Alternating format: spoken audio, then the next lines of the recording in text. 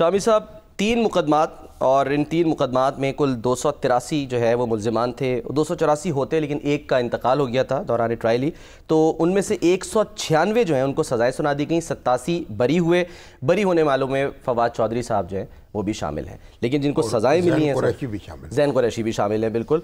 लेकिन जिनको सज़ाएँ मिली हैं सर, उमर अयूब, शिबली फराज साहब, कंवल शोज़ब साहिबा, शेख राशिद, जरताज गुल साहिबा, राय हसन नवाज़, हामिद रज़ा, ये वो लोग हैं जिनको सज़ाएँ सुनाई गई हैं। यानी अरकान असम्बली भी हैं और सेनेट के लीडर भी हैं। जी हाँ, पंजाब असम्बली के भी रुकन हैं जुनैद साहब, शिबली सरफराज, और एक रुकन पंजाब असम्बली के। जी हाँ जुनैद शाही।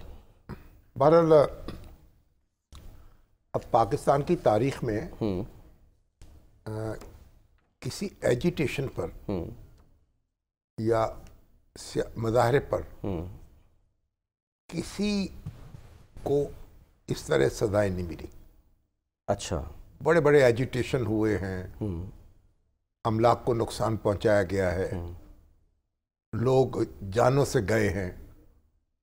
और ये तहरीक लब्बैक जो है उसने भी, आप पता कितने धरने दिए, उसमें कितना अमलाक को नुकसान पहुंचा।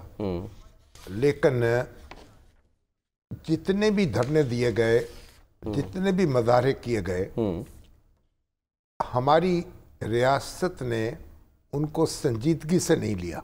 अच्छा, एक हंगामा हुआ, कुछ मुकदमे दर्ज हुए और फिर वह हवा में उड़ गए।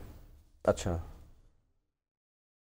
ये अपनी नौइयत का पहला वाकया है कि 9 मई को जो कुछ हुआ और जिस तरह एहतजाज किया पीटीआई ने, और उससे पहले इमरान खान साहब गिरफ्तार हो चुके थे इस्लामाबाद हाई कोर्ट के अहाते से। बिल्कुल, तो उनको रेंजर्स ने गिरफ्तार किया था 5 अगस्त को, या उनकी मुआवनत की थी गिरफ्तारी में।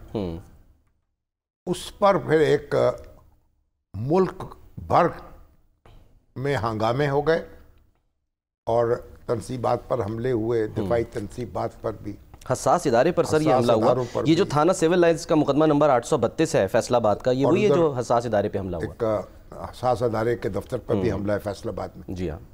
अब उस पर मुकदमे दर्ज हुए, उसमें लोगों को गिरफ्तार किया गया और 2 साल, यानी अब कितने हो गए, 2 साल से कम हुआ है,